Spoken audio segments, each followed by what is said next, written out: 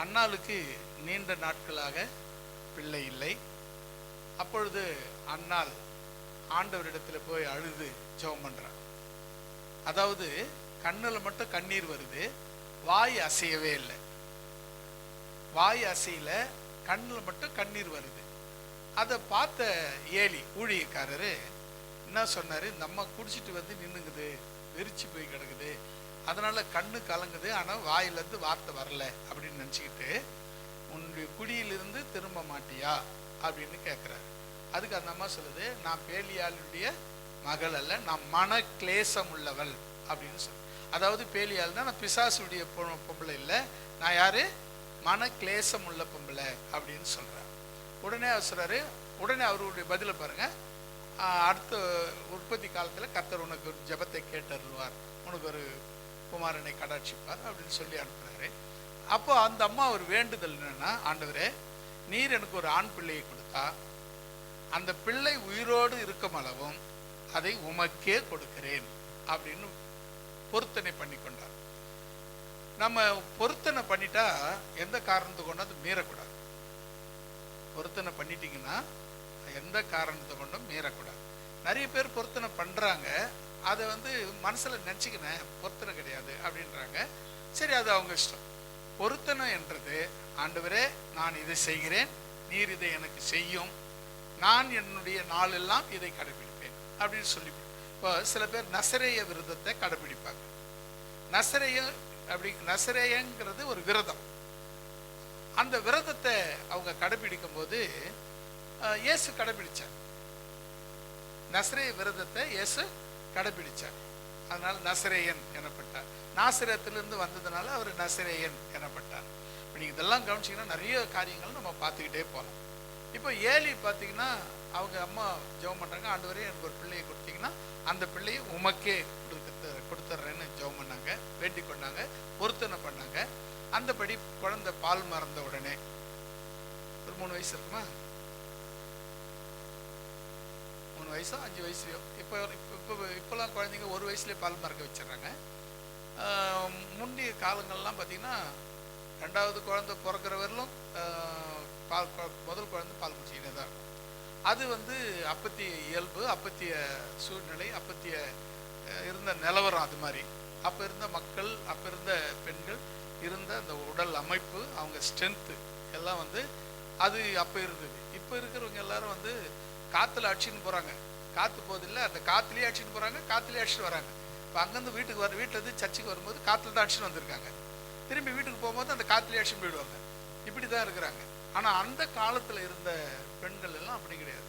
நல்லா ஸ்ட்ரென்த்தாக இருந்தாங்க, நல்லா சத்தாக சாப்பிட்டாங்க, நல்லா உழைச்சாங்க, நல்லா கடவுளுக்காக உழைத்த அநேக பெண்மணிகள் இருக்காங்க.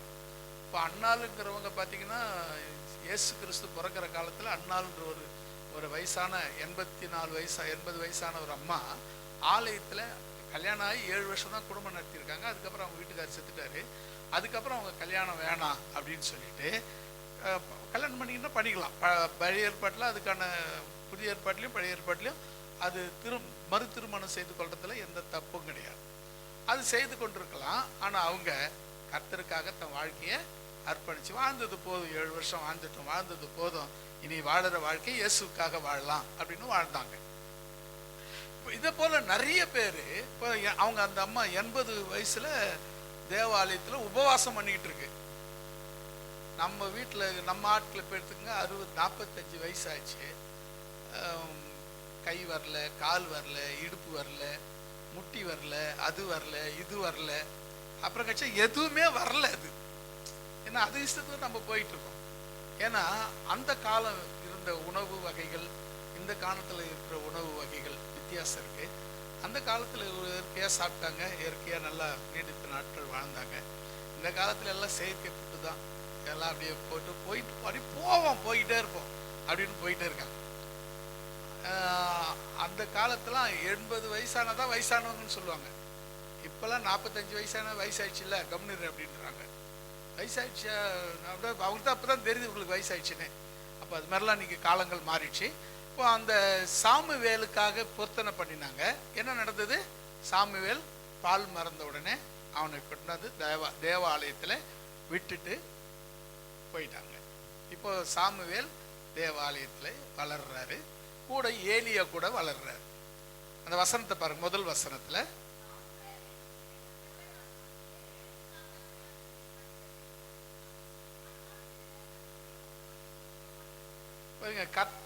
படிக்கும். பாத்தீங்கன்னா ஏலி தான் ஊழியக்கார். அவர் இட்டாந்து சாமியால கொண்டு வந்து இது கொடுத்துட்டு போய் விட்டுட்டு போயிட்டாங்க. அவன் சபைக்கு சொந்தம். அந்த பையன் குழந்தை சபைக்கு சொந்தம், எல்லாத்துலேயும் சபைக்கு தான் சொந்தம். அவன் வாழ்க்கை சபைக்கு ஒப்படைக்கப்பட்டது. அவன் உயிரோடு இருக்கிற நாளெல்லாம் அவன் சபைக்கும் கர்த்தருக்கும் சொந்தமானவன். அது அர்த்தம் அதுதான். அவன் தான் குடும்பத்துக்கு போகலாமா அப்படின்னா போகக்கூடாது. ஏன்னா அவன் பொருத்தனை பண்ணி கொண்டாந்து விட்டாச்சுன்னா அவ்வளோதான். அவன் இனிமே அந்த பேரண்ட்ஸுக்கு சொந்தக்காரன் கிடையாது. யாருக்கு சொந்தக்காரன்? கர்த்தருக்கு சொந்தக்காரன். அல்லேலூயா. நீங்களும் பொருத்தனை பண்ணி தான் இயேசு கிறிஸ்துவை ஞானஸ்தானத்து மூலமாக உடன்படிக்கை மூலமாக நீங்கள் ஏற்றுக்கொண்டீங்க. அதுதான் பவுல் அப்போஸ்தலன் நான் அல்ல, எனக்குள் வாசமாக இருக்கிற இயேசுவே. அப்போ இப்போ நீங்கள் என்ன பண்ணுறீங்க? நீங்கள் இங்கே இருக்கிறவரெல்லாம் ஆண்டவருடைய இஷ்டத்துக்கு செய்கிறீங்க, ஆண்டவருடைய சித்தத்தை செய்கிறீங்க. இந்த ஆலயத்தை தாண்டினவுடனே உங்கள் இஷ்டமாக போகிறீங்க, உங்கள் இஷ்டமாக பேசுகிறீங்க, உங்கள் இஷ்டமாக எல்லாமே செய்கிறீங்க. என்னைக்கு நீங்கள் ஞானஸ்தானம் எடுத்து இயேசுவோடு கூட உடன்படிக்கை பண்ணப்பட்டீங்களோ அன்னையிலேருந்து நீங்கள் இயேசுவுக்கு சொந்தம். அல்லேலூயா. நீங்கள் இயேசுவுக்கு சொந்தங்கிறதுனால உங்கள் சொந்தமாக எதையும் பார்க்கக்கூடாது, பேசக்கூடாது, கேட்கக்கூடாது. அப்போ எதுனா பார்க்கணும், கேட்கணும், பேசணும்னா உங்கள் சொந்தத்தில் ஆண்டவர்கிட்ட நீங்கள் பர்மிஷன் வாங்கிட்டு நீங்கள் கேட்கலாம், போகலாம், வரலாம், எல்லாம் செய்யலாம். அப்போ அதுக்கு முக்கிய காரணம் நீங்கள் ஆண்டவருக்கு சொந்தம். அல்லேலூயா. இப்போ ஒரு சத்துரு உங்கள் வீட்டுக்கு பின்னாடி பதுங்கி இருக்கிறான். ஒரு பிசாசு உங்களை வீட்டுக்கு பின்னாடி பதுங்கி இருக்கிறான், உங்களை அழிக்கணும்ட்டு. அவன் உங்களை அழிப்பானா மாட்டானா? எப்படி சொல்றீங்க? வீட்டு வரல வந்தவன் உங்களை பிடிக்க முடியாதா? முடியாது. ஏன்னா நீங்க இயேசுவுக்கு சொந்தம். அல்லேலூயா.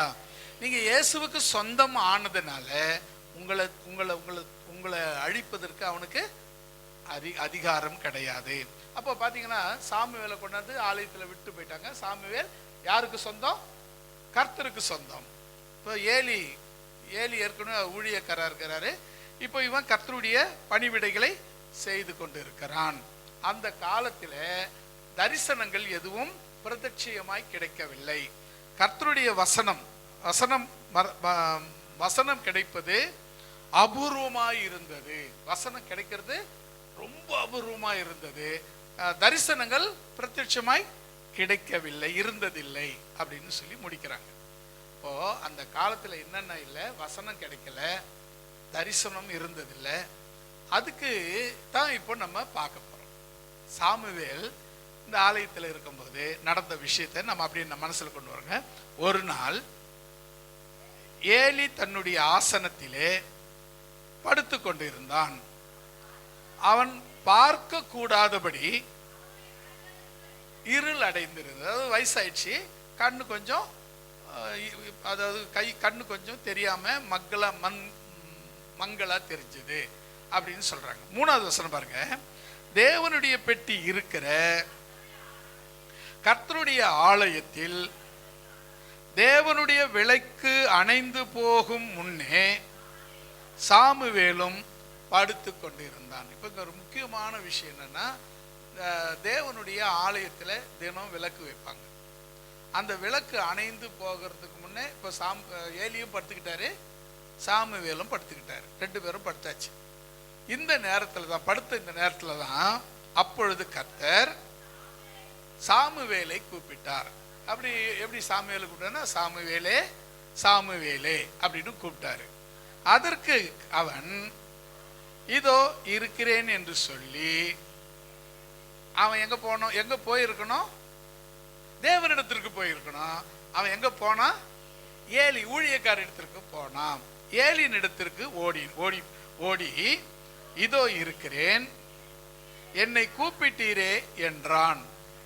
அதற்கு அவன், நான் கூப்பிடவில்லை, திரும்பி போய் படுத்துக்கொள் என்றான். அவன் போய் படுத்துக்கொண்டான். இப்போ பார்த்தீங்கன்னா முதல் விசை ஆண்டவர் கூப்பிடுறாரு. இவன் கர்த்தர் கூப்பிடுறது தெரியல. ஏன்னா கர்த்தரோட அவனுக்கு இன்னும் பழக்கம் உண்டாகலை. பழக்கம் உண்டாகாததுனால அவன் என்ன பண்ண, கூப்பிட்டது கர்த்தர் இல்லை, அந்த ஏலி ஊழியக்காரர்னு நினச்சான். இப்போ நீங்கள் பார்த்தீங்கன்னா நம்முடைய வாழ்க்கை அனுபவமும் அதுதான். நம்ம கர்த்தர் நம்ம கூட பேசணும்னு நினச்சா கூட இது கெட்ட சொப்பனம், இது கெட்ட கனவு அப்படின்னு நம்ம முடிவு எடுக்கிறதுக்கு காரணம் நாம தேவனோட பழக்கம் இல்லாததினால். அது படிப்பீங்க 24வது வசனம். 4வது வசனம். அதுக்கு மறுபடியும் கர்த்தர் சாமுவேலே என்று கூப்பிட்டார். அப்போது சாமுவேல் எழுந்திருந்து திரும்ப பார்த்தீங்கன்னா அவன் ஏலியின் இடத்திற்கு போய், இதோ இருக்கிறேன், என்னை கூப்பிட்டீரே என்றான். அதற்கு அவன், என் மகனே, நான் உன்னை கூப்பிடவில்லை, திரும்பி போய் படுத்துக்கொள் என்றான். இப்போ பார்த்தீங்கன்னா இந்த வசனத்தை நீங்கள் படிச்சீங்கன்னா உங்களுக்கு ஈஸியாக தெரியும். 7வது வசனம் பாருங்க. சாமுவேல் கர்த்தரை இன்னும் அறியாது இருந்தான். அல்லேலூயா சொல்லமா. நம்ம கூட நம்ம கர்த்தர் பேசுறதுக்கு நம்ம கேட்காததுக்கு காரணம் கர்த்தரை சாமுவேல் அறியாது இருந்தான். அதனால கர்த்தர் பேசுறது அவனுக்கு தெரியாம இருந்துச்சு. உங்க கூட கர்த்தர் பேசுறது உங்களுக்கு தெரிஞ்சிச்சுன்னா நீங்க கர்த்தரை அறிஞ்சிருக்கிறீங்கன்னு அர்த்தம். உங்க கூட கர்த்தர் பேசுறது உங்களுக்கு புரியல, அறியல அப்படின்னா நீங்க இன்னும் கர்த்தரை அறிந்து கொள்ளவில்லை. வசனத்தின்படி நீங்க கர்த்தரை இன்னும் அறிந்து கொள்ள. ஐயோ, நாங்க இயேசு ஏற்றுக்கொண்டு 10 வருஷம் ஆச்சு, 20 வருஷம் ஆச்சு, 40 வருஷம் ஆச்சு, தெரியுமா உங்களுக்கு? எங்களை பார்த்தா அறியலன்னு சொல்றீங்க. நாங்க எத்தனையோ வாட்டி அருவாமனையில வச்சு அறிஞ்சிருக்கிறோம் அப்படின்னு சொல்றதுக்கு உங்களுக்கு வாய்ப்பு இருக்கு. ஆனால் ஒன்று, இயேசுவை தெய்வம் என்று அறிகிற அந்த அறிந்து கொள்ளுதல் உங்களுக்கு இன்னும் வரல. சாமுவேலுக்கு இன்னும் வரல. பாருங்க, சாமுவேல் கர்த்தரை இன்னும் அறியாது இருந்தான். அல்லேலூயா. அப்போ சாமுவேலுக்கு பின்ன வயசு இருக்கும், பிள்ளையாண்டான். அப்போ ஏறக்குறை 15 வயதுக்கு கீழ்பட்டவனாக இருக்க வேண்டும். அப்போ அவனுக்கு பணிவிடை செய்யறான். குழந்தையா இருந்தா இவன் செய்ய முடியாது. அப்போ ஏறக்குறைய ஒரு 10 வயதுக்கு மேல 15 வயதுக்குள்ள இருக்கிற பிள்ளையாண்டானாக இருந்திருக்க வேண்டும். இப்ப கவனிங்க, இன்னும் கர்த்தரை அறியாதிருந்தான். கர்த்தருடைய வார்த்தை அவனுக்கு இன்னும் வெளிப்படவில்லை. அல்லேலூயா சொல்லமா. கர்த்தருடைய வார்த்தையும் கர்த்தரை அறிகிற அறிவும் நமக்கு வரலன்னு சொன்னா நீங்க யாரை அறிய முடியாது? கர்த்தரை அறிய முடியாது. நீங்க சொல்லலாம், நான் கர்த்தரோடு பேசினேன், இது சொல்லலாம், யார்கிட்ட வேணாலும் சொல்லலாம், மறக்காம அழுது விடலாம். ஆனா உண்மையா கர்த்தர் உங்க கூட பேசினாருன்னா முதல்ல நீங்க கர்த்தரை அறிந்து கொண்டிருப்பீர்கள். கர்த்தருடைய வார்த்தை உங்களுக்குள்ள வெளிப்படுத்தப்பட்டிருக்கும். முதல்ல கர்த்தர் என்ன பண்றாருன்னா எப்படி வெளிப்படுத்துறாரு? வார்த்தைகளை கொண்டு. அதுக்கப்புறம் கர்த்தர் தன்னை அறிமுகப்படுத்திக் கொள்வார். நீ கர்த்தரை அறிந்து கொள்ள வேண்டும். கர்த்தர் உனக்கு இப்போ ஒரு ஊழியக்காரர் நேற்றுக்கு என்கிட்ட பேசுறாரு. அவரு டெல்லியில் இருக்கிறார், தமிழ் பேசுறாரு. மெசேஞ்சர், அதாவது ஃபேஸ்புக்கில் பார்த்துட்டு, என் நம்பர்லாம் அவர்கிட்ட கிடையாது, ஃபேஸ்புக்கில் பார்த்துட்டு என்ன அந்த ஃபேஸ்புக்கில் மெசேஞ்சர் ஒன்று இல்லை, அது மூலமாக என்னை கூப்பிட்டாரு. நான் அதை நமக்கு பழக்கம் இல்லையே, தெரியலன்னு சொல்லி தள்ளி விடுறேன். திரும்ப கூப்பிட்டுருக்கிறேன். அப்புறமா சொன்னார், நான் தமிழ்நாட்டை சேர்ந்தேன்ப்பா, எனக்கு இந்த வந்தவாசி பக்கத்தில் எனக்கு நிறைய சொந்தக்காரெலாம் இருக்கிறாங்க, உங்களை அட்ரஸை பார்த்தேன், நீங்கள் வந்தவாசி பக்கத்தில் ஒரு வில்லேஜில் இருக்கிறீங்க அப்படின்னு சொல்லி. சரி, இவர் என்கிட்ட இப்போ இதுக்கப்புறம் நான் வந்தேன், அவர் என்னை பார்க்க வந்தாருன்னா நான் என்ன பண்ணுவேன்? அவரை ரிசீவ் பண்ணிக்குவேன், அவரை சேர்த்து கொள்ளுவேன். இதுக்கு முன்னே என்கிட்ட இப்படி பழகலை, இதுக்கு முன்னே அவர் என்னை பார்க்க வந்தாருன்னா நான் என்ன பண்ணியிருப்பேன்? சேர்த்து கொண்டிருக்க மாட்டேன், பேசிக்கிட்டு இருக்க மாட்டேன், சேர்த்து கொண்டிருக்க மாட்டேன், நம்பி அவரோட இணங்க மாட்டேன். இது ரொம்ப முக்கியம். அப்போ தேவன் நம்பி உங்க கூட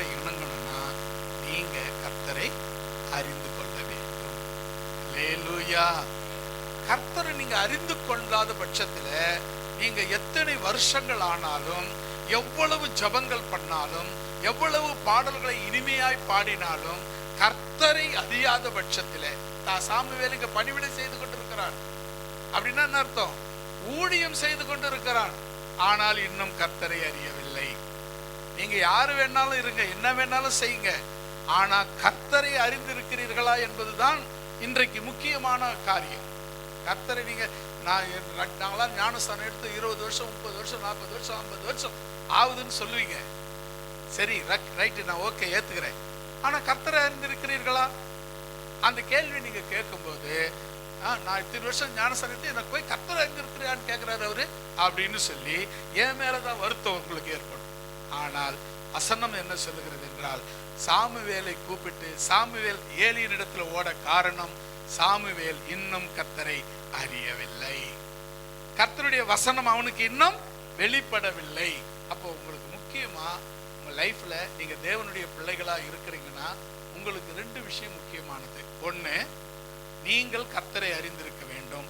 2, கர்த்தருடைய வசனம் உங்களுக்கு வெளிப்படுத்தப்பட்டு இருக்க வேண்டும். இந்த 2 முக்கியமானது. 1, நீங்கள் கர்த்தரை அறிந்திருக்க வேண்டும். 2வது, கர்த்தருடைய வார்த்தை உங்களுக்கு வெளிப்பட்டிருக்க வேண்டும். இது 2ம் இருந்தாதான் நீங்க கர்த்தரோடு கூட பேச முடியும். 4வது வசனம் 8வது வசனத்துக்கு வாங்க. கர்த்தர் மறுபடியும் முன்னே 3ஆம் விசை சாமுவேலை என்று கூப்பிட்டார்.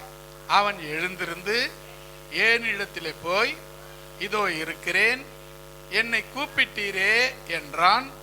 அப்பொழுது கர்த்தர் பிள்ளையாண்டானுடன் கூப்பிடுகிறார் என்று ஏலி அறிந்து சாமுவேலை நோக்கி, நீ போய் படுத்துக்கொள், உன்னை கூப்பிட்டால் அப்பொழுது நீ கர்த்தாவே சொல்லும், அடியேன் கேட்கிறேன் என்று சொல் என்றான். சாமுவேல் போய் தன்னுடைய ஸ்தானத்திலே படுத்துக் கொண்டான். அல்லேலூயா சொல்லமா? இப்போ தேவனை அறியணும்னா அதுக்கு ஒரு வழி இருக்கு. இப்போ நீங்க பாத்தீங்கன்னா காந்தேக மந்திரி எருசலேமில் போய் தேவனை தொழுது கொண்டு திரும்ப காந்தேக்கு போயிட்டு இருக்காரு. போயிட்டு இருக்கிற வழியில ஆண்டவர் சொன்னாரு, பிலிப்பு சொல்றாரு, பிலிப்பு அதை போறாம்பெற மந்திரி அவன் கூட போய் சேர்ந்துக்காரு. அவன் அந்த ரதம் ஓடிட்டு இருக்கு, மந்திரி ரதத்துல போயிட்டு இருக்காரு. இப்ப நான் கார்ல போயிட்டு இருக்காருன்னு வச்சுக்கலேன், அவர் ரதத்துல போயிட்டு இருக்காரு. பிலிப்பு கிட்ட சொல்றாரு, அண்ணி அந்த ரதத்தை கூட போய் சேர்ந்துக்காரு. இப்போ இவர்கிட்ட ரதம் இல்லையே அப்படின்னா அந்த ஈக்குவலா ஓடும்படியான பலனை தேவன் அவனுக்கு கொடுக்கிறார். அல்லேலூயா. இப்போ ஓடுறாரு. அப்ப அவர் பார்த்து விஷ் பண்றாரு, நீ வாசிக்கிறது உனக்கு புரியுதான்னு கேட்கிறாரு. எனக்கு ஒருத்தர் சொல்லலைன்னா எனக்கு எப்படி தெரியும்னு கேட்கிறாரு. உடனே ரதத்தை நிறுத்தி இவரை ஏத்திக்கிட்டு அப்போ படிக்கிறது ஏசாயா புஸ்தகம். சொல்றது ஏசாயாவை பத்தியா? யாரை பத்தினாரு? அவர் இயேசு கிறிஸ்துவை பற்றி அப்படின்னாரு. இயேசு கிறிஸ்துவை பற்றி தெரிந்த உடனே, இதோ தண்ணீர் இருக்கிறது, நான் ஞானஸ்தானம் எடுக்க தடை என்ன அப்படின்னு கேட்டார். உடனே நீ முழு இருதயத்தோடு விசுவாசித்தால் தடை இல்லை. அவ்வளவுதான், முடிஞ்சு போச்சு. ரதத்தை நிறுத்தினாங்க, இறங்கினாங்க, ஞானஸ்தானம் கொடுத்தாச்சு. ஞானஸ்தானம் கொடுத்தவரை ஆளக்கான். தேவன் ஞானஸ்தானம் கொடுத்த பிலிப்புவை அழைத்து கொண்டு போய்விட்டார். திரும்பி பார்த்தா ஆளக்கானா. அப்ப ஞானஸ்தானம் கொடுத்தது எனக்கு தேவனுடைய ஆவியானவர் எனக்கு ஞானஸ்தானம் கொடுத்தார் என்ற சந்தோஷத்தோட அவன் வீடுக்கு திரும்பி போனான். அல்லேலூயா சொல்லமா? அப்ப நீங்க கவனிக்க வேண்டிய விஷயம் என்னன்னு சொன்னா, இதை அறிகிற தேவனை அறிகிற அறிவு நமக்கு ஒருத்தர் சொல்லணும். அப்போ தேவன் உங்களுக்கு சொல்லணும்னு முன்குறிச்சிட்டாருன்னா அவரு சொல்லும்படியான வாய்ப்பையும் சந்தர்ப்பத்தையும் ஏற்படுத்தி கொடுப்பார். அல்லேலூயா. இப்ப இந்த சந்தர்ப்பத்தை பாருங்க எப்படி ஏற்படுத்துறாரு. அந்த காந்தியக்கு மந்திரிக்கு எப்படி ஏற்படுத்தி கொடுத்தாரு? பிலிப்பு அனுப்புறாரு. அதே போலதான் உங்களுக்கு ஒரு சபையை கொடுத்திருக்கிறார். இங்க நீங்க இயேசுவை அறியலன்னு சொன்னா வேற எங்க போனாலும் உங்களால அறிய முடியாது. இப்ப நீங்க கவனிங்க, சாமுவேலை நோக்கி 3வது கூப்பிட்டு படிங்க. அந்த 8வது 9வது வசனம். சாமுவேலை நோக்கி, நீ போய் படுத்துக்கொள், உன்னை கூப்பிட்டால் அப்பொழுது நீ கர்த்தாவே சொல்லும், அடியேன் கேட்கிறேன். சொல்ல வேண்டிய கேட்க வேண்டிய விஷயம், ஆண்டவரோட பேச வேண்டிய விஷயத்தை எப்படி பேசணும்னு சொல்லி கொடுக்குறாரு. சொல்லும் அடியேன் கேட்கிறேன் அப்படின்னு சொல்றாரு. இப்போ பாருங்க 10வது வசனம். அப்பொழுது கர்த்தர் வந்து நின்று முன் போல சாமுவேலே சாமுவேலே என்று கூப்பிட்டார். அதற்கு சாமுவேல் சொல்லும் அடியேன் கேட்கிறேன் என்றான். அல்லேலூயா சொல்லமா. இப்போ கர்த்தர் பேசுறாரு. இப்போ அவன் பேசணும்னா முதல்ல கர்த்தரை அறிந்து கொள்ள வேண்டும். இரண்டாவது கர்த்தருடைய வசனம் அவனுக்கு வெளிப்பட வேண்டும். இது ரெண்டும் முக்கியமானதுங்க. நிறைய பேருடைய லைஃப்ல என்ன தெரியுமா, இயேசுவை ஏற்றுக்கொண்டேன்னு சொல்லுவாங்க, ஆனா என்ன பண்ண மாட்டாங்க, இயேசுவை அறிந்து கொள்ளவே மாட்டாங்க. எத்தனை சொல்லுவாங்க, எனக்கு நான் எத்தனை வருஷமா சர்ச்சுக்கு போய்க்கினுக்கிறேன் தெரியுமா, பாஸ்டர் பிறக்கிறதுக்கு முன்னாடி நான் சர்ச்சுக்கு போய்னுக்கிறேன். என்ன பிரயோஜனம்? இயேசுவை அறிந்து கொண்டாயா அப்படின்னா அதுதான் அங்க முக்கியம். எத்தனை வருஷம் ஆண்டவரை தேடுற, ஜெபம் பண்ற, பாட்டு படிக்கிற, ஆலயத்துக்கு போறங்கிறது முக்கியம் இல்லை. நீ எப்பொழுது தேவனை அறிந்து கொண்டாய், எப்பொழுது உனக்கு கர்த்தருடைய வசனம் வெளிப்பட்டது, அதுதான் உனக்கு இப்போ முக்கியமானது. இப்போ கர்த்தருடைய வசனம் இப்போ எப்போ எப்போ வெளிப்பட்டது அவருக்கு? தேவனை அறிந்து கொள்ள வேண்டிய நிலைமை, நிர்பந்தம் உண்டான போது. இப்போ 10வது வசனத்தை படிச்சோம். 11வது வசனத்தை படிக்கல. கர்த்தர் சாமுவேலை நோக்கி, இதோ இஸ்ரவேலில் ஒரு காரியத்தை செய்வேன், அதை கேட்கிற ஒவ்வொருவனுடைய 2 காதுகளிலும் அது தொனித்து கொண்டு இருக்கும். இப்ப நான் ஒரு விஷயத்தை சொல்ல போறேன். ஆண்டவர் சொல்றாரு, சாமுவேல் கிட்ட சொல்றாரு, சாமுவேல் இப்பதான் கர்த்தரை அறிந்திருக்கிறான். அவன் கர்த்தரை அறிகிறதுக்கு காரணம் ஊழியக்காரன்.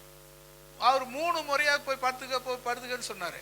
3வது முறை சொல்றாரு, யாராவது இனி கூப்பிட்டா சொல்லும் ஆண்டவரே அடியேன் கேட்கிறேன் என்று கர்த்தரை அறிந்து கொள்ளுகிற அந்த அறிவை அங்க வெளிப்படுத்துகிறார். இப்ப கர்த்தரை அறிந்து கொண்டான், கூப்பிடுறது கர்த்தர்னு புரிஞ்சிடுச்சு. இப்ப கர்த்தரோட பேசுறான். இப்ப கர்த்தர் அவனோட கூட பேசுறார். என்ன பேசுறார் பாருங்க. கர்த்தர் சாமுவேலை நோக்கி, இதோ நான் இஸ்ரவேலில் ஒரு காரியத்தை செய்வேன், அதை கேட்கிற ஒவ்வொருவனுடைய 2 காதுகளிலும் அது தொனித்து கொண்டே இருக்கும். அல்லேலூயா. நான் சொன்னேன்னா, கர்த்தர் சொல்றார், நான் சொன்னேன்னா அதை கேட்கிற ஒவ்வொருத்தருடைய காது 2 காதுலையும் அந்த சத்தம் தொனிச்சுக்கிட்டே இருக்கும். அதை யாராலையும் தடுக்க முடியாது. அல்லேலூயா. 12வது வசனத்துக்கு வரலாமா. நான் ஏலியின் குடும்பத்துக்கு விரோதமாக சொன்ன யாவையும் அவன் மேல் அந்நாளிலே வரப்பண்ணுவேன், அதை தொடங்கவும் அதை முடிக்கவும் போகிறேன். அல்லேலூயா சொல்லமா. இப்போ கடைசியா பெரிய இது எடுத்து ஏலிக்கு தான் கர்த்தர் வைக்கிறார்.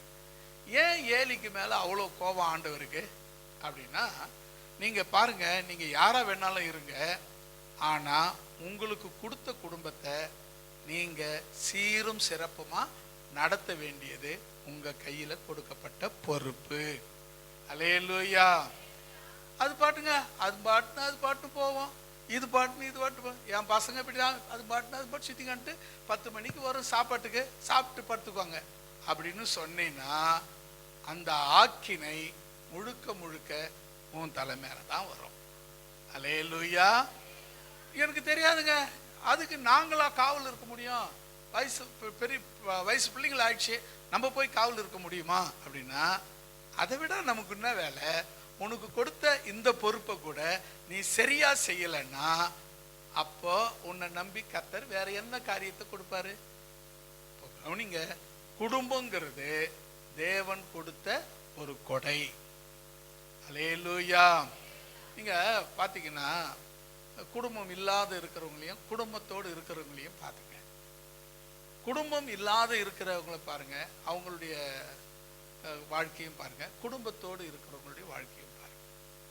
இதுல ஒரு விஷயம் இருக்கு. குடும்பங்கிறது கணவன், மனைவி, பிள்ளைகள். இந்த கணவன் மனைவி பிள்ளைகள் இவங்க வந்து பார்த்தீங்கன்னா ஒருத்தரோடு ஒருத்தர் எந்த விதமான தொடர்புமே இல்லாது இருந்தாங்கன்னா அவங்க தனித்தனி ஆட்கள் தான், குடும்பம் கிடையாது. குடும்பங்கிறது வந்து ஒருத்தர் மேல் ஒருத்தர் பரிவு உள்ளவர்களாக இருக்க வேண்டும். வசனம் அதான் சொல்லுது. ஆபிரகாமை சாரால் ஆண்டவனே என்று கீழ்ப்படித்திருந்தாள். அப்போ என்ன விஷயம் வேதம் சொல்லுகிறதுன்னு சொன்னா, அந்த நான் உனக்கு ஈக்குவல், உனக்கு சமம், உனக்கு பெரிய, உன்னை விட நான் எல்லாம் படிச்சிருக்கிறேன், பெரிய ஆளு இல்லைங்க. ரெண்டு பேரும் ஒத்து போனதாங்க அது ஓட முடியும். இல்லைன்னு சொன்னா அந்த அந்த வாழ்க்கை நிலைச்சு நிற்க முடியாது. இப்போ நம்ம இங்க சொல்லப்பட்டிருக்கிற விஷயத்தை நீங்க நல்லா கவனிச்சு பார்த்தீங்கன்னு சொன்னா, இங்க கற்றுக்கொள்ள வேண்டிய ஒரு விஷயம் என்னன்னு சொன்னா, நமக்கு கொடுக்கப்பட்ட அந்த குடும்பம், ஏலிக்கு ஒரு குடும்பம் கொடுக்கப்பட்டது. அவனுக்கு 2 பிள்ளைங்களை கர்த்தர் கொடுத்திருந்தார், ஒரு மனைவி 2 பிள்ளைங்களை கொடுத்திருந்தார். ஏலி என்ன பண்ணான்னா, பிள்ளைங்களை அது இஷ்டத்துக்கு வளர விட்டான். பிள்ளைங்க அது இஷ்டத்துக்கு வளர விட்டான். கர்த்தருக்கு பலி செலுத்த வராங்க பார்த்தீங்களா, அவங்கள தவறா நடத்த ஆரம்பிச்சான் ஏலியினுடைய பிள்ளைங்க. ஏலி உண்மையா இருக்கிறாரு, ஏலி உண்மையா தான் இருக்கிறாரு, ஊழியக்காரர் தான் இருக்கிறாரு. ஆனா ஏலியினுடைய பிள்ளைங்க பேயுடைய பிள்ளைங்களா இருக்காங்க. தேவனுக்கு செலுத்துற காணிக்கைகளை திருடுறாங்க, தேவனுக்கு செலுத்துற பலிகளை அசுத்தப்படுத்துறாங்க. இதை ஏலி ஏன்னு கேட்கல. கேட்காததுனால இப்ப இந்த 12வது வசனத்தை பாருங்க.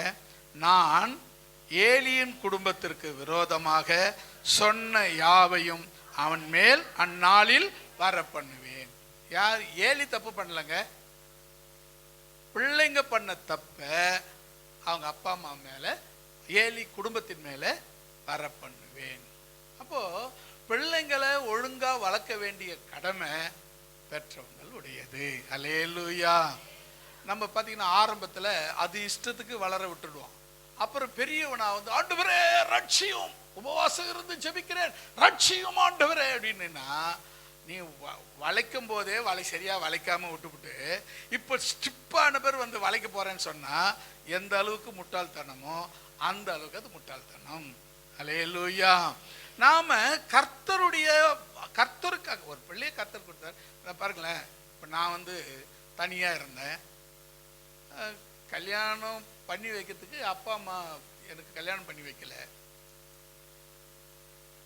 கல்யாணம் பண்ணி வைக்க வேண்டிய வயசுல அவங்களுக்கு குழந்தை பிறந்தது.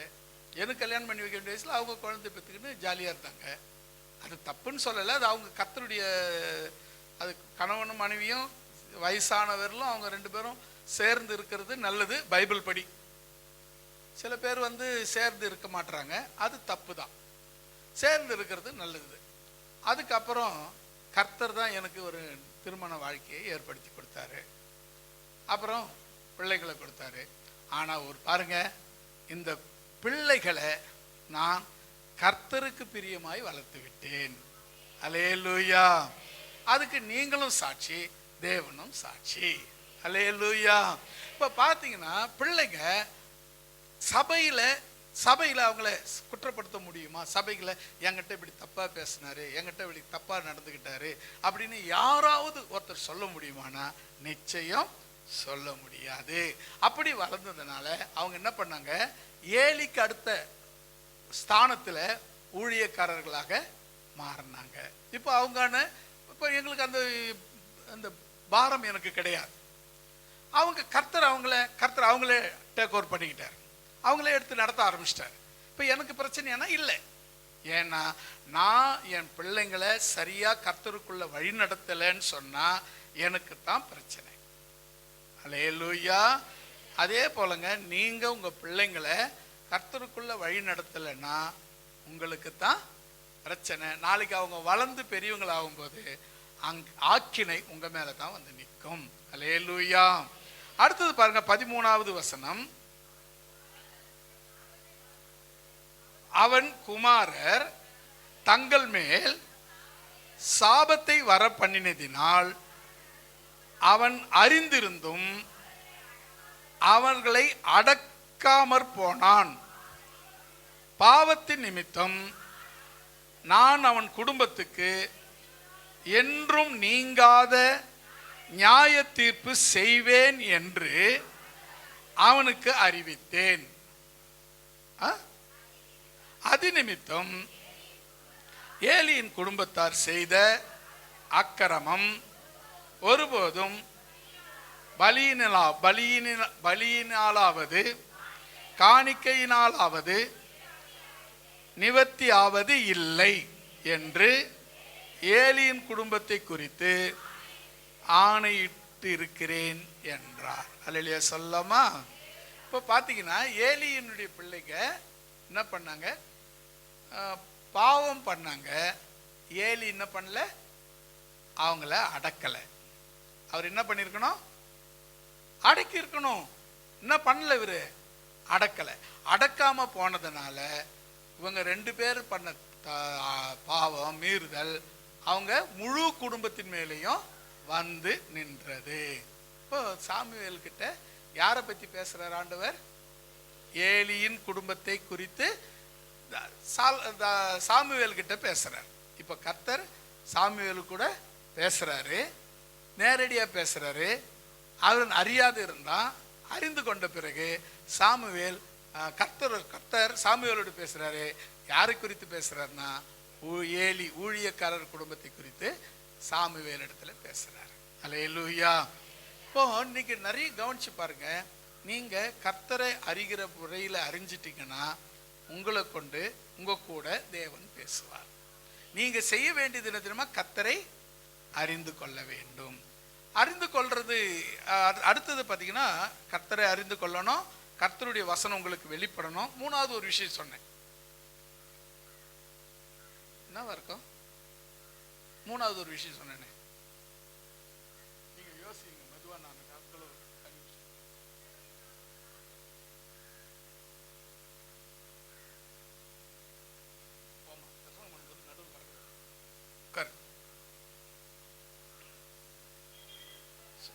சொல்லுங்க.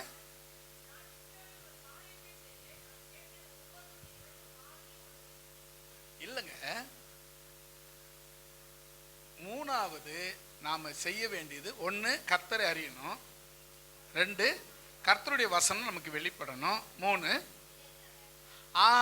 பிள்ளைகளை அடக்கணும். கர்த்தருக்குள்ளாக பிள்ளைகளை அடக்கி வளர்க்கணும்.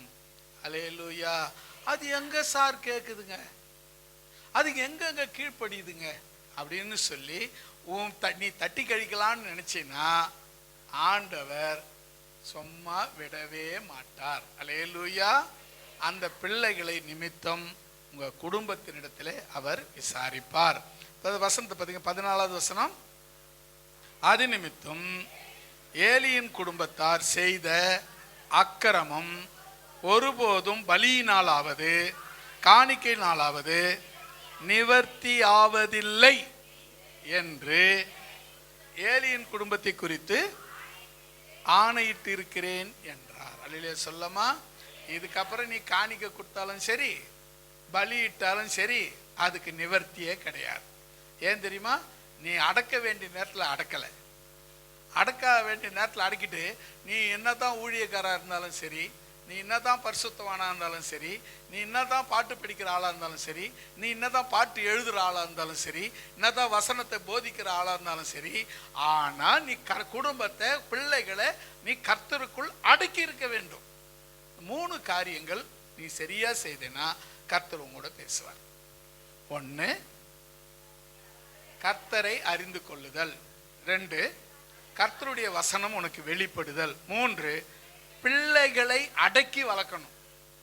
ஏங்க பிள்ளைங்களுக்கு சுதந்திரம் கொடுத்து வளர்க்குறேங்க அப்படின்னு சொன்னா, நாங்களாம் பிள்ளைகளை வளர்த்தோம், சுதந்திரம் கொடுக்காம வளர்த்தோம், அடக்கி வளர்த்தோம். சுதந்திரம் கொடுக்காம வளர்க்கலையே. அவங்க என்ன இன்னொருலாம் அடிமைகளை வளர்த்து வச்சுக்கிறோம்?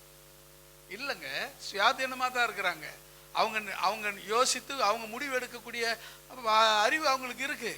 ஆனா இன்னமும் அடங்கி இருக்கிறாங்க. காரணம் அவங்கள அடக்கி நடத்தினோம். அப்படி அடக்கு நடத்தும் போது கர்த்தருங்க கூட பேசுவார். அல்லேலூயா. அடுத்தது நீங்க பாத்தீங்கன்னா மோசே கூட தேவன் பேசினார்.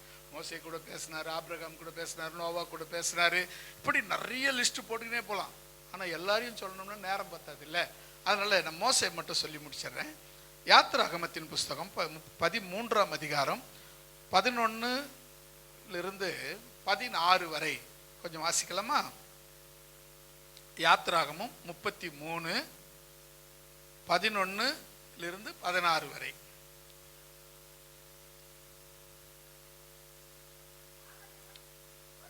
முப்பத்தி 33ஆம் அதிகாரத்தில் யாத்திராகமும்,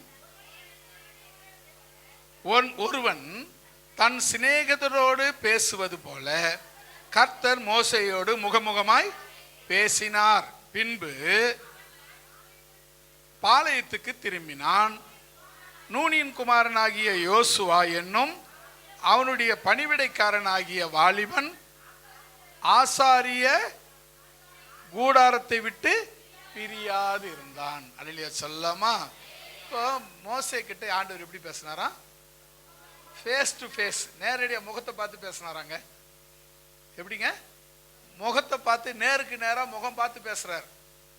யாருக்கிட்டையும் அப்படி பேசுறதே கிடையாது. ஏன் அப்படின்னா மோசே ஆண்டவருக்கு அவ்வளவு பிரியமானவனாய் இருந்திருக்கிறான்.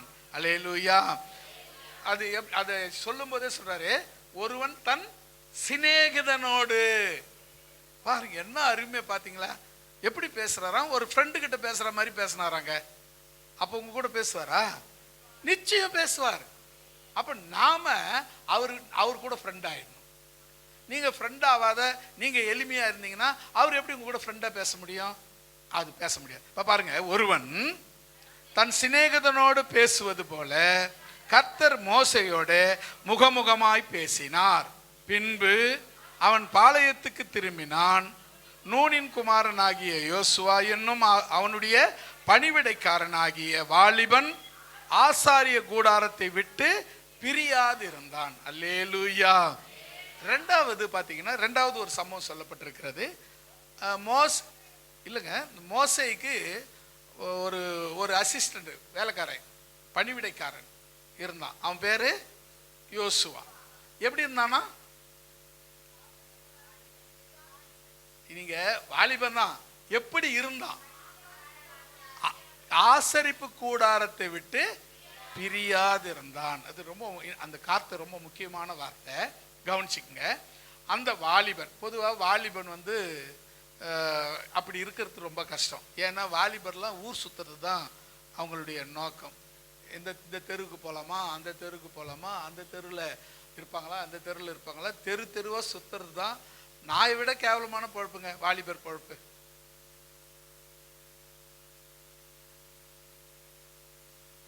யோசிக்கிறீங்கன்னு தெரியுது. எல்லாரும் அந்த வழி தான் கடந்து வந்தோம். என்னையும் சேர்த்தான் சொல்றேன். நாம எல்லாரும் அந்த வழியை தான் கடந்து வந்தோம். நாய்படாத பாடு அந்த இடம். ஆனா நீங்க யோசுவாவை எடுத்துக்கங்க. ஆசரிப்பு கூடாரத்தை விட்டு, அதாவது தேவாலயத்தை விட்டு பிரியாது இருந்தான். அதனாலதான் மோசேக்கு அடுத்த இடத்துல யோசுவா வந்தான். மோசே மரித்த பின்பு யோசுவாவுக்கு அந்த ஸ்தானத்துல மோசேயினுடைய பிள்ளைங்க வராம, மோசேயினுடைய ஸ்தானத்துல மோசேயினுடைய பிள்ளைங்க வராம யோசுவா மோசே ஸ்தானத்துக்கு வந்தான். அல்லேலூயா சொல்லலாமா? காரணம், அவன் அசிஸ்டண்டா இருந்தது, பணிவிடைக்காரனா இருந்தது மட்டும் முக்கியம் இல்ல.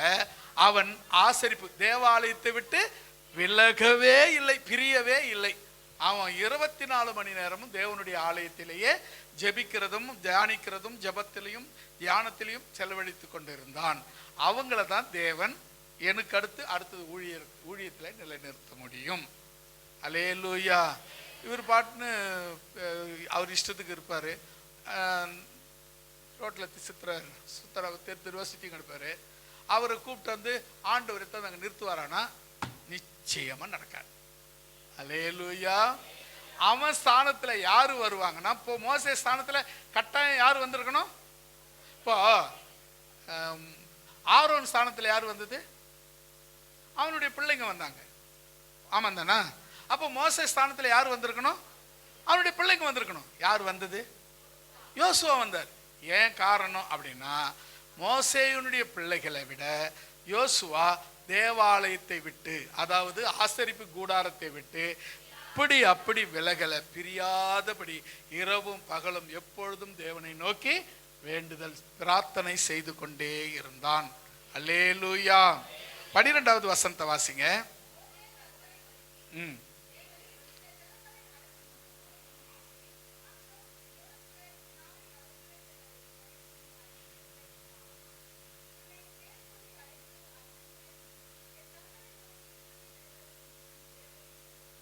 சொன்னது உண்டே. 13வது வசனம்.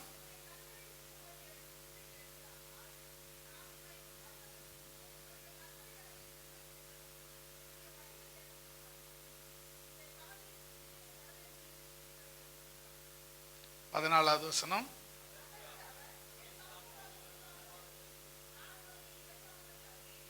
இங்க பாத்தீங்கன்னா 13, 14 வசனத்தை பாத்தீங்கன்னா மோசே ஆண்டவர்கிட்ட பேசுறான்.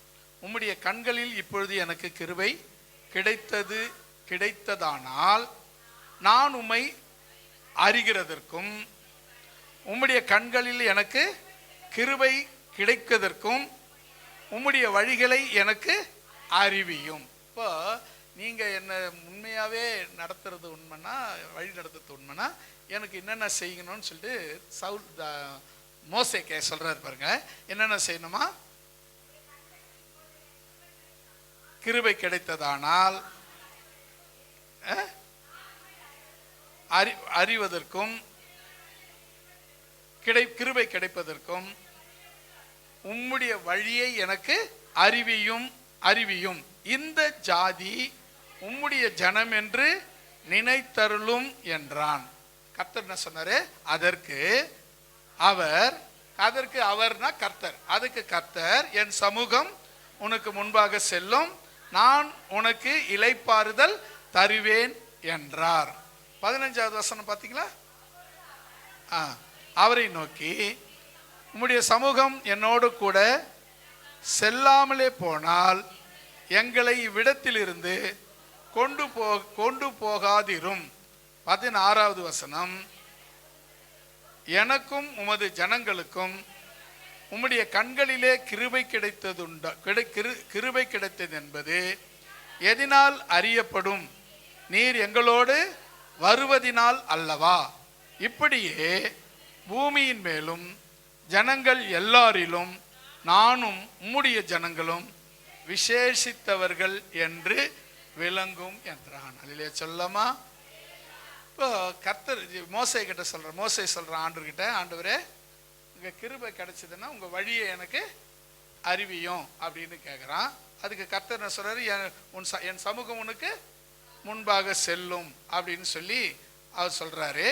அடுத்தது அவன் பார்த்தீங்கன்னா அவர் சொல்ற எல்லாம் முடிஞ்சுது. இப்போ கர்த்தர் மோசே கூட முகமுகமாய் பேசினார். எப்படி பேசினாரு? ஒரு ஃப்ரெண்டு கிட்ட பேசுறது போல, சிநேகிதனோடு பேசுறது போல, ஒரு ஃப்ரெண்டு கூட பேசுறது போல தேவன் மோசே கூட பேசினார். உங்க கூட பேசுவாரா மாட்டாரா? பேசுவார். அதுக்கு நீங்க செய்ய வேண்டியது கர்த்தரை அறிந்திருக்க வேண்டும். அவருடைய கண்களிலே கிருபை கிடைத்திருக்க வேண்டும். அவர் வழியை நீ அறிந்து கொள்ள வேண்டும். அல்லேலூயா. இப்ப நம்ம பார்த்தோம், கர்த்தர் முகமுகமாய் நேரா பேசுவாரு அப்படின்னு பார்த்தோம். இரண்டாவதாக இயற்கையின் மூலமாக தேவன் பேசுவார். யோனா 4ஆம் அதிகாரம் 6லிருந்து 11வது வசனம் வரை. யோனா 4:6.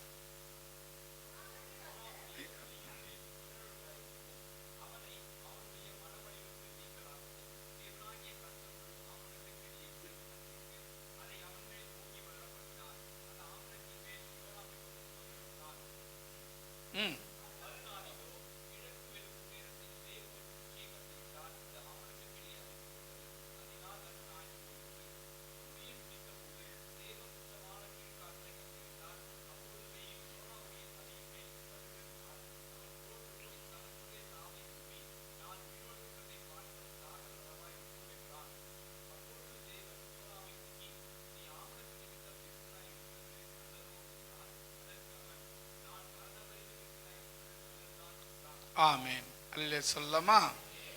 இப்போ நீங்கள் இந்த வசனத்தை கவனிச்சிங்க, நல்லா கவனிச்சிங்க, நல்லா கவனிச்சிருப்பீங்கன்னு நினைக்கிறேன். ரொம்ப முக்கியமான வசனம் இது. இப்போ அடுத்தது தேவன் யோனா கிட்ட பேசுகிறார். யோனா கிட்ட இப்போ வந்து சாமுவேல் கிட்ட எப்படி பேசினாரு? நேராக பேசினார். அவன் அறியாத இருந்தான், பக்கத்தில் போய் கேட்டான். மோசே கிட்ட எப்படி பேசினாரு? முகமுகமா சிநேகிதனோடு பேசுறது போல. இப்போ யோனா கிட்ட பேசுறாரு. எப்படி பேசுறாரு அப்படின்னு சொன்னா, அவனுக்கு வந்து ரொம்ப ஏசப்பா மேல ரொம்ப கடுப்பா இருந்தான். என்ன அப்படின்னா, அவனை கர்த்தர் நினைவேவுக்கு போய், நினைவேவில் இருக்கிற மக்கள்லாம் பாவம் பண்ணிட்டாங்க, சாபத்துக்கான ஆடு ஆயிட்டாங்க, நீ போய் அவங்கள சபி, வேற ஒன்றும் உனக்கு வேலை இல்லைன்னாரு. இவன் என்ன பண்ணா, நீ சபி தான் சொல்லுவேன், நான் சபிச்சுட்டு வந்துட்டு பிறகு நீ அவங்கள ஆசீர்வதிப்ப, அப்போ அவங்க என்ன மதிப்பாங்க அப்படின்னு சொல்லி அவன் என்ன பண்ணா, போக மாட்டேன்னு தர்சீஸுக்கு ஓடி போறான். தர்சீஸுக்கு போற கப்பல்ல ஏறி ஒளிஞ்சிக்கிட்டான். இப்போ தர்சீஸுக்கு கப்பல் போயிட்டு இருக்கு, பெரிய புயல் காற்று வந்தது, கப்பல் முழுகத்தக்கதான பெரிய பிரச்சனை வந்தது. உடனே அது பிரச்சனை யாரால வந்ததுன்னு கண்டுபிடிச்சாங்க. அவன் யோனாவால தான் வந்துச்சு. யோனா எங்கடாகிறான்னா, கப்பல்ல அடித்தட்டில் படுத்துட்டு இருக்கான். அவனை எழுப்பி கேட்டாங்க, நீ யாரு, என்ன ஜாதியா, உன் வேலை என்ன, உன் தொழில் என்ன அப்படின்னு கேட்குறாங்க. அதுக்கு அவன் சொல்றான், நான் வானத்தையும் பூமி உண்டாக்கின கர்த்தருடைய ஊழியக்காரன் அப்படின்னு சொன்னான். அடப்பாவி, இப்படிப்பட்ட எங்களுக்கு அழிம்பை ஏற்படுத்துறதுக்கு உனக்கு என்ன வந்தது? ஒன்றும் இல்லை, பிரச்சனை இல்லை, என்னை தூக்கி கடலில் போட்டுருங்க. அப்போ கூட அவன் மனம் திரும்பணும்னு விரும்பல. என்னை தூக்கி கடலில் போட்டுருங்க, உங்களுக்கு கடல் சமாதானம் ஆகிடும், நீங்கள் போகலான்னு சொன்னான். அப்புறம் அவனை பழியை தூக்கி ஆண்டவரே இந்த பழி பாவம் எங்கள் மேலே வரக்கூடாதுன்னு சொல்லி அவங்க வேண்டது பயந்தாங்க முதல்ல. அப்புறம் பழியை தூக்கி போட்டுட்டாங்க.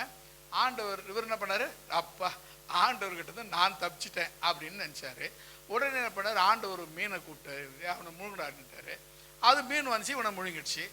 3 நாள் ஆச்சு, ஒரு முழுங்கி சாவும் இல்லை, வெளியே வர்றவும் இல்லை. 3ஆவது நாள் ஜெபம் பண்ண ஆரம்பிச்சாரு. பாதாளத்தின் அடியிலிருந்து ஜெபிக்கிறேன் அப்படின்னு கூப்பிட்டாரு. அது ஒழுங்கா சொல்லும் போதே போயிருக்கலாம்ல, ஒழுங்கா சொல்லும் போதே செய்யறது கிடையாது.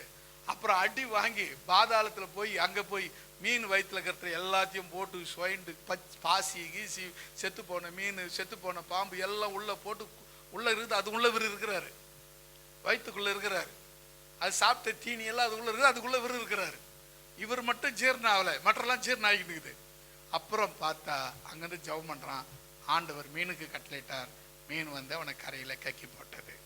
அல்லேலூயா.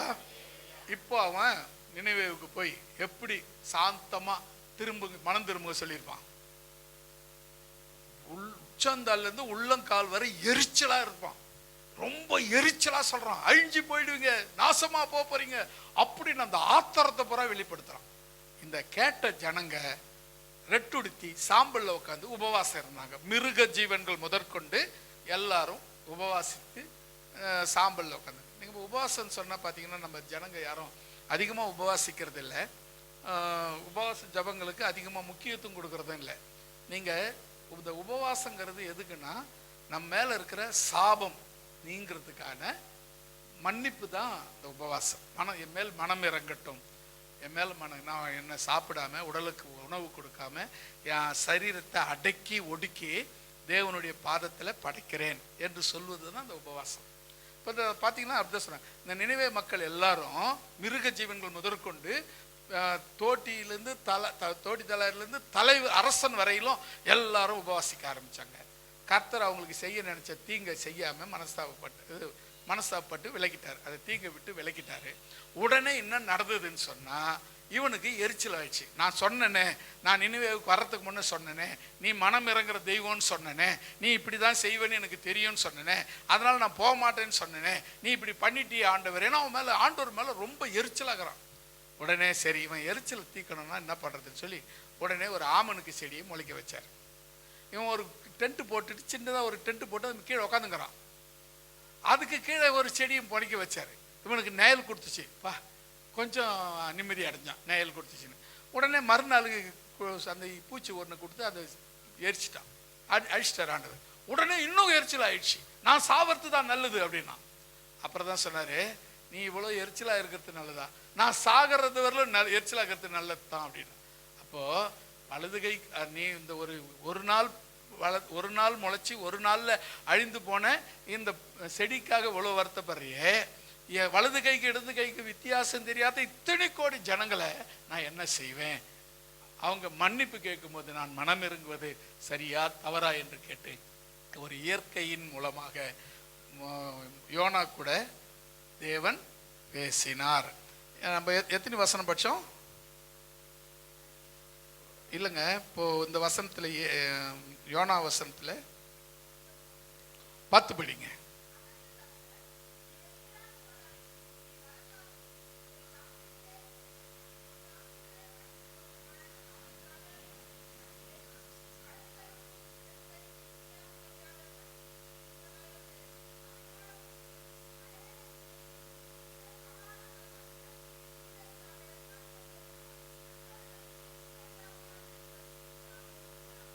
பரிதபியாமல் இருக்கலாமோ என்றார். இப்போ பார்த்தீங்கன்னா மோசே இப்போ இவர்கிட்ட யோனா கிட்ட ஆண்டவர் எப்படி பேசினாரு?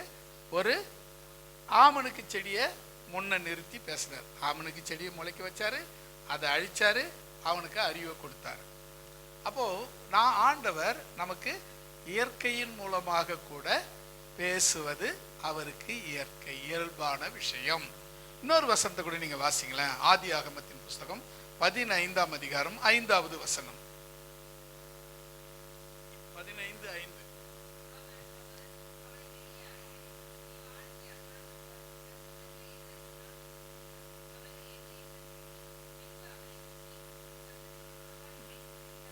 ஆமா, நட்சத்திரத்தை பார்த்து நட்சத்திரங்களை உனக்கு காமிச்சு என்ன சொன்னாரு?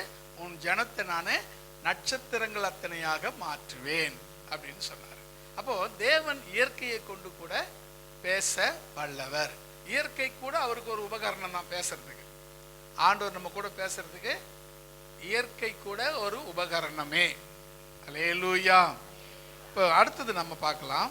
இப்போ நம்ம 2 காரியங்களை பார்த்தோம். ஆண்டவர் நேர்முகமா பேசுவாரு, 2 இயற்கையா பேசுவாரு, இயற்கை மூலமா பேசுவாரு, 3 ஆதியாகமம் 17ஆம் அதிகாரம் 5வது வசனம்.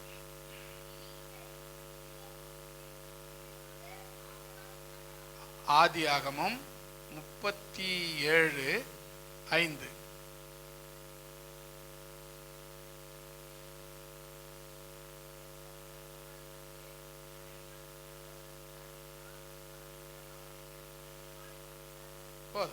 அது நீங்கள் படிக்கணும்னா முழுசாக வந்து படிக்கணும்னா 10வது வசனம் 5லேருந்து 10 வரை படிக்கணும். நமக்கு நேரம் போதாது, அதனால இந்த ஒரு வசனத்தை நான் படிச்சுட்டேன். இப்போ நான் 3வது கர்த்தர் எப்படி பேசுவார், ஆண்டவர் எப்படி பேசுவார்?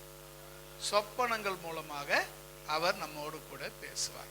ஆனால் சில பேர் சொப்பனம் பார்த்தா யாரோ ஒருத்தர் வெட்டுறதுக்கு ஓடிடுற மாதிரியும், நாம் ஓடி போய் கை கால் விளங்காமல் கையை இசுத்துக்குனே காலை இசுத்துக்குனே ஓடுற மாதிரி தான் சொப்பனம் காண்றோம்.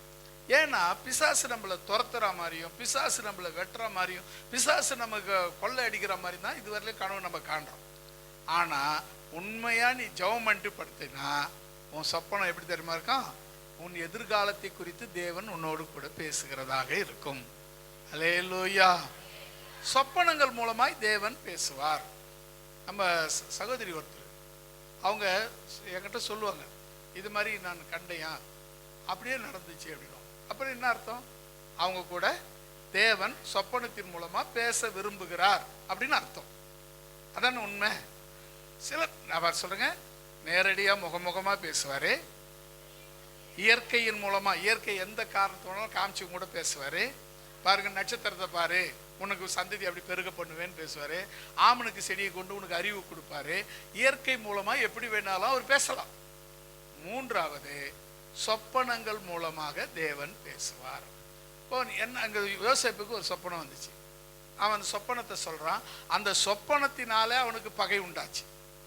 சொப்பனக்காரன் வரான், அவனை தூக்கி அமிலேக்கு இது இஸ்மவேலருக்கு வித்து போட்டாங்க.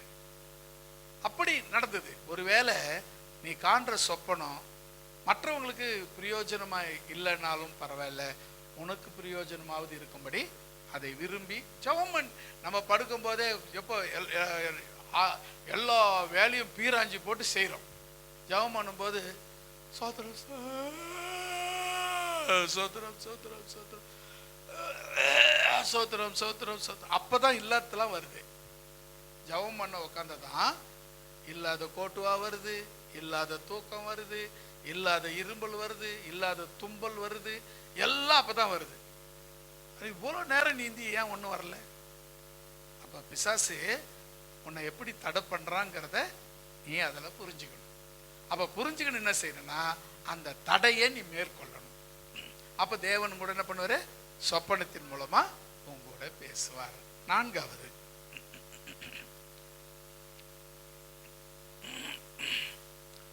அப்போஸ்தலர் 10ஆம் அதிகாரம் 1-13 வரை ஒரு வசனம் மட்டும் படிங்க. 10ஆம் அதிகாரம் 1-4 வரை. ஆமேன். ஒரு சொல்லமா? அடுத்தது தேவன் எப்படி பேசுவார்? தூதர்களை கொண்டு பேசுவார். இப்போ நீங்க முதல்ல பார்த்தோம், நேரடியா முகமுகமா ஒரு ஃப்ரெண்டு போல பேசுவார். 2, இயற்கையை அடையாளமாக காட்டி பேசுவார். 3, சொப்பனங்கள் மூலமாக பேசுவார். 4வது, தேவ தூதர்களை அனுப்பி பேசுவார். இப்போ நீங்க பாத்தீங்கன்னா மரியாள் வந்து மரியாள் கிட்ட எப்படி வந்தாரு? தேவதூதர் காபிரியேல் தூதர், கிருபை பெற்றவளே வாழ்க அப்படி சொல்லி மரியாள் கூட தூதர்களை கொண்டு பேசினார். இப்படி தேவன் தூதர்கள் கொண்டு பேச முடியும். இங்க பாத்தீங்கன்னா இவன் வந்து ரட்சிக்கப்பட்டவன் கிடையாது. இந்த முதல் வசனம் பாருங்க. இத்தாலியா பட்டாளம் எனப்பட்ட பட்டாளத்திலே 100க்கு அதிபதியாகிய கொர்நேலியு என்னும் பெயர் கொண்ட ஒரு மனுஷன் செசரியா பட்டணத்தில் இருந்தான். இப்போ பாத்தீங்கன்னா இவன் ஒரு ரோமன். இவன் வந்து இத்தாலியிலிருந்து செசரியாவுக்கு அனுப்பப்பட்ட இராணுவ வீரன். இவனுக்கு கீழே 100 பேர் இருக்காங்க. 100 பேருக்கு தலைவன், 100 பேருக்கு கேப்டன். இவன் வந்து இவனை பத்தி சொல்லப்பட்டிருக்கு, இவன் தேவ பக்தி உள்ளவன். வீட்டார் அனைவரோடு கூட நாமெல்லாம் வந்து நாம மட்டும் ஜெபம் பண்ணுமா, நாம மட்டும் பயப்பட்டுமா, நாம மட்டும் கர்த்தருக்கு சோத்திரம் பண்ணுமா அப்படி இல்லாம இவன் ரட்சிக்கப்படவே இல்லை. இன்னும் தன் வீட்டார் எல்லாரையும் கூப்பிட்டு வச்சு இயேசுவை நோக்கி ஜெபம் பண்ண ஆரம்பிச்சான். இதுக்கு பதில் என்ன கிடைச்சுன்னா, தேவதூதன் ஒருத்தர் 9 மணிக்கு வந்தாரு. இவனை பார்த்தாரு, அவனை கூப்பிட்டாரு. உன்னுடைய ஜபங்களும் உன்னுடைய தான தர்மங்களும் தேவனுடைய நினைப்பூட்டப்பட்டது அப்படின்னு சொல்லி அவர்கிட்ட இவங்கிட்ட இவன் பேர் கொர்நேலியு கிட்ட தேவன் பேசினார். அதுக்கப்புறம் என்ன மீதி உள்ள விஷயங்கள்லாம், நீ இப்போ வந்து யோப்பா பட்டணத்துக்கு ஆள் அனுப்பி அங்கே பேதுருன்னு மறுபடியும் சீமோன் இருக்கிறாரு, அவரை கூப்பிட்டு வந்து நீங்கள் கேளுங்க, மிச்சத்தெல்லாம் அவர்களுக்கு சொல்லுவார். ஞானஸ்தானத்தை குறித்தும் பரிசுத்தாவியை குறித்தும் அவர்களுக்கு சொல்லுவாருன்னு சொல்லிட்டு தேவதூதன் சொல்லிட்டு அவர் கடந்து. இப்போ அது கர்த்தர் பார்த்தீங்கன்னா எது மூலமாக பேசுவார்? தேவதூதர்கள் மூலமாய் பேசுவார். அடுத்தது நீங்க அதுக்கு இன்னொரு உதாரணம்னா சகரியா கூட தேவதூதன் மூலமாய் பேசினார். லூக்கா 1ஆம் அதிகாரம் 11-20 வரை சகரியா கிட்ட தேவதூதன் பேசினார் என்று நம்ம பார்க்குறோம். லூக்கா எழுதி வச்சுக்கங்க, படிக்க வேணாம். லூக்கா 1ஆம் அதிகாரம் 11-20 வரை. அடுத்ததாக நாம நேரம் குறுகியதா இருக்கிறதுனால 5வது போயிடலாம். 5வது அப்போஸ்தலர் 8:27-32 வரை.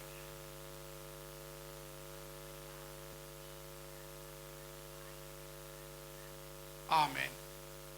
சொல்லலாமா? இப்போ கர்த்தர் எப்படி இப்போ வந்து இவர்கிட்ட காந்தேக மந்திரி கிட்ட பேசினாரு. எப்படி பேசுறாரு?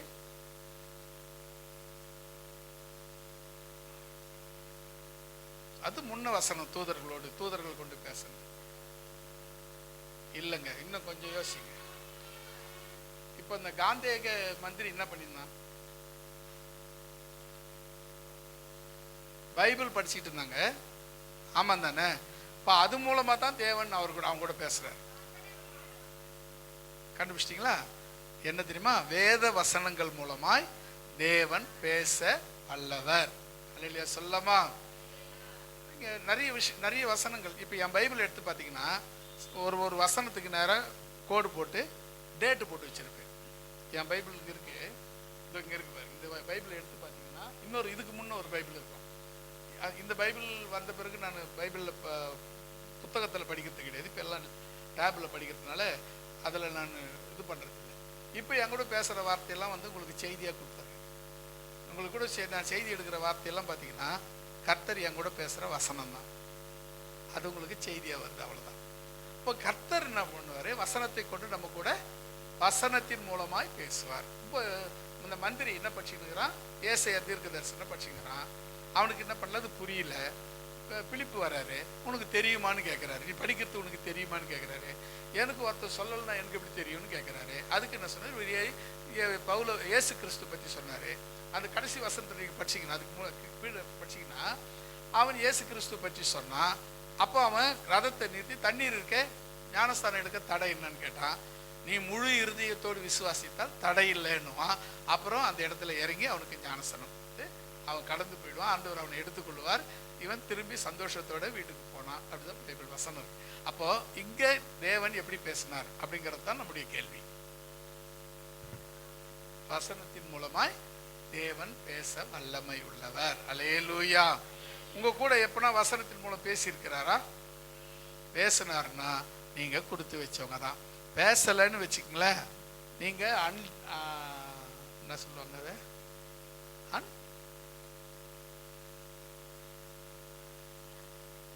புரியல இல்லைங்க, அது இங்கிலீஷ்ல அன்லக்கியா. சரி, எப்படியோ ஒன்று போயிட்டோம் விடுங்க. அது எதுக்கு போட்டு பரிசீலனை நடக்கணும். ஆக நீங்க ஒரு விஷயத்தை மட்டும் தெரிஞ்சுங்க. வேத வசனத்தை கொண்டு, உங்க கையில் இருக்கிற வசனத்தை, பைபிளை கொண்டு கூட தேவன் பேச வல்லவர். ஒரு முறை ஒரு பெரிய பஞ்சாயத்து நடந்துச்சு. உலகத்துல நிறைய மதங்கள் இருக்கு, நிறைய புத்தகங்கள் இருக்கு. அவங்க ஒரு மதத்துக்கு ஒவ்வொரு புத்தகம் இருக்கு. அவங்க வந்து அது அவங்களுடைய முக்கியமான புத்தகம். ஒவ்வொரு மதத்துக்கும் ஒவ்வொரு புத்தகம். நம்ம கிறிஸ்தவங்களுக்கு பைபிள், அது போல் எல்லா மதத்துக்கும் ஒவ்வொரு புத்தகம் வச்சுருக்காங்க. இதில் ஒரு மாநாடு நடந்துச்சு. அதில் வந்து என்ன பண்ணாங்க, எல்லாத்தை விட எங்கள் புஸ்தகம் தான் மேன்மையானது அப்படின்னு பைபிளை கீழே வச்சு அது மேலே எல்லாத்தையும் அடுக்கி சொன்னாங்க, இது எங்கள் புத்தகம் தான் எல்லாத்தை விட மேலானது அப்படின்னு. அப்புறம் கிறிஸ்தவர் பார்த்தாரு, என்னடா இப்படி பண்ணிட்டானுங்களே, எல்லாத்தையும் பைபிளுக்கு அடி வச்சு. அவர் எழுந்து என்ன சொல்கிறாரு, பாருங்க இது எல்லாத்தையுமே தாங்கி நிற்கிறது பைபிள் தாங்கட்டார். அப்புறம் உடனே என்ன பண்ணானுங்க, இவங்க டக்குன்னு வந்துக்கின்னு பைபிளை பிடிக்கி மேலே வச்சுட்டானுங்க. அடியில் இருக்கிறது எங்கள் புத்தகம், எல்லாத்துக்கும் எங்களுக்கு தான் ஆதாரம்னு சொல்கிறாங்க. இப்போவும் சொல்கிறேங்க, எல்லாத்துக்கும் தலை பைபிள் தாங்க அப்படின்னு. என்னடா அவன் இப்படி போனால் இப்படி வரான், இப்படி போனால் இப்படி வரான்னு சொல்லிட்டு உடனே பைபிளை பிடிக்கி நடுவில் சொல்லி விட்டான். அப்போ சொன்னார், உலகத்தை பைபிள் ரெண்டாக பிரித்தது போல இங்கேயும் எல்லாத்துக்கும் சமமாக இருக்கிறது பைபிள் தாங்க. இதுதான் உண்மையும் கூட, எல்லாவற்றுக்கும் இயல்பானதும் கூட. அப்போ நம்ம பாருங்க, வேதாகமம் நம்ம கூட பேசக்கூடிய ஒன்று. அல்லேலூயா. அடுத்தது இன்னொன்று, 2 ராஜாக்கள் 22ஆம் அதிகாரம் 8வது வசனத்திலிருந்து 11வது வசனம் வரை. 8வது வசனம் வாசிக்கலாமா?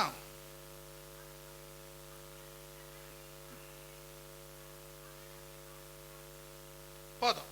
இப்போ என்ன பார்த்தீங்கன்னா, அது நியாயப்பிரமாண புஸ்தகம், அது வேத புஸ்தகம், இது நியாயப்பிரமாணம், ரெண்டும் ஒன்று தான்.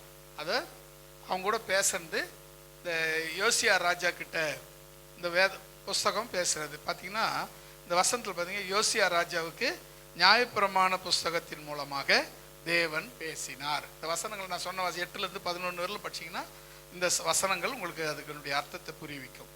அடுத்தது நம்ம 6வதாக தெரிந்து கொள்ள வேண்டியது லூக்கா எழுதின சுவிசேஷம் 22ஆம் அதிகாரம் 55வது வசனத்திலிருந்து 62வது வசனம் வரை. 22, 55, 62.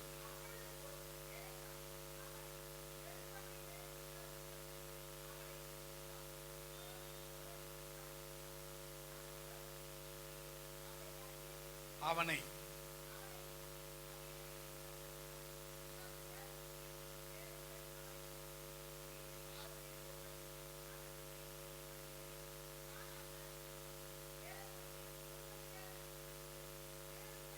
சரி, இந்த வசனம் பூரா படித்தா நமக்கு நேரம் பத்தாது.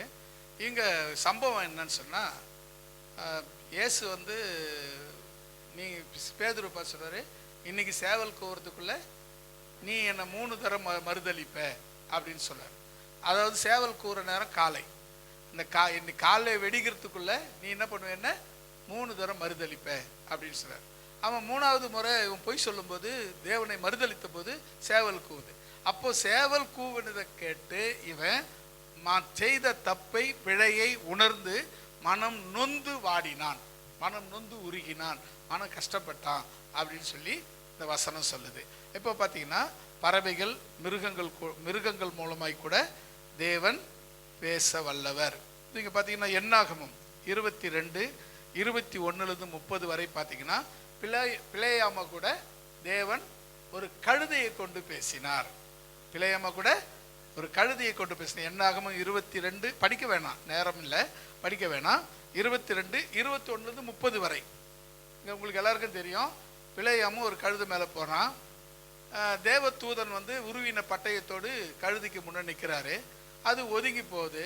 கடைசியில் ஒரு சின்ன சந்தில் போயிட்டு அந்த கழுதை போகிற வழியில் தேவதூதன் நின்னார். அந்த கழுதை அந்த செவுத்து ஓரத்தில் உராய்ஞ்சதும் இவனுக்கு முட்டியில் உராய்ச்சல் ஏற்பட்டு, எரிச்சல் ஏற்பட்டு இறங்கி தடியில் இருந்த கழுதி கை தடியை எடுத்து கழுதி அடித்தான். இப்போ சொன்னார், என்கிட்ட ஒரு பட்டையை மட்டும் இருந்தால் உன்னை கொன்றே போட்டுடுவேன் அப்படின்னு சொன்னான். அப்போ அந்த கழுதியை பேசப்படி வாய் திறக்கிறார் ஆண்டவர். அப்பொழுது அவன் கழுதை பேசுது, எஜமானே, என்னை கொண்ட நாள் முதல் கொண்டு இதுவரை நான் இப்படி செய்தது உண்டா அப்படின்னா, இப்போ நீ செய்தியே அப்படின்னு சொல்லும்போது அவனுடைய கண் திறக்கப்பட்டது. அவன் எதிர்க்க நிற்கிற உருவின பட்டயத்தோடு நிற்கிற தேவதூதனை கண்டான். அப்போ கழுதையை, தேவதூதனை காணும்படி கழுதை அவனோடு கூட பேசினது. அல்லேலூயா. அடுத்ததாக இதெல்லாம் சுருக்கமாக சொல்ல வேண்டியதை போச்சு, நேரம் இல்லாததுனால. 7வதாக எரேமியா 2ஆம் அதிகாரம் 2வது வசனம். ஆமா, படிச்சிடுங்க, ஒரே ஒரு வசனம் தானே. எரேமியா 2:2.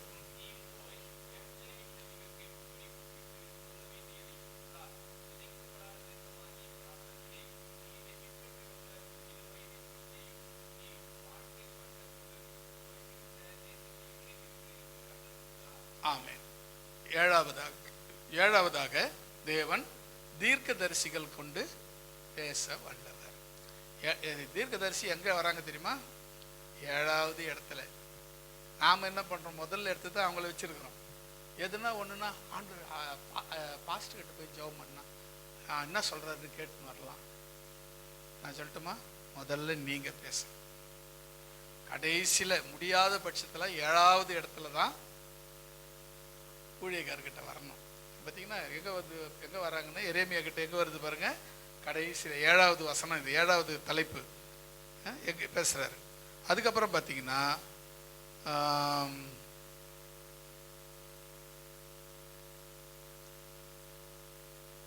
யோனா மூலமாக நினைவே மக்களிடம் பேசினார். தீர்க்கதரிசி மூலமாக கர்த்தர் பேசுவார். யோனாவை கொண்டு நினைவே மக்களிடம் பேசினார். இப்போ நீங்கள் எல்லாத்தையும் அப்படியே ஒரு 7 காரியங்களை நான் உங்களுக்கு சொன்னேன். அப்படி ஞாபகப்படுத்திடலாமா? 1, முகமுகமாய் பேசுவார். 2, இயற்கையை கொண்டு பேசுவார். 3, சொப்பனங்கள் மூலம் பேசுவார். 4, என்னங்க கச்ச கச்ச கச்ச கச்ச கச்ச இருக்குது, தேவ தூதர்களை கொண்டு பேசுவார். வேத வசனத்தின் மூலம் பேசுவார்.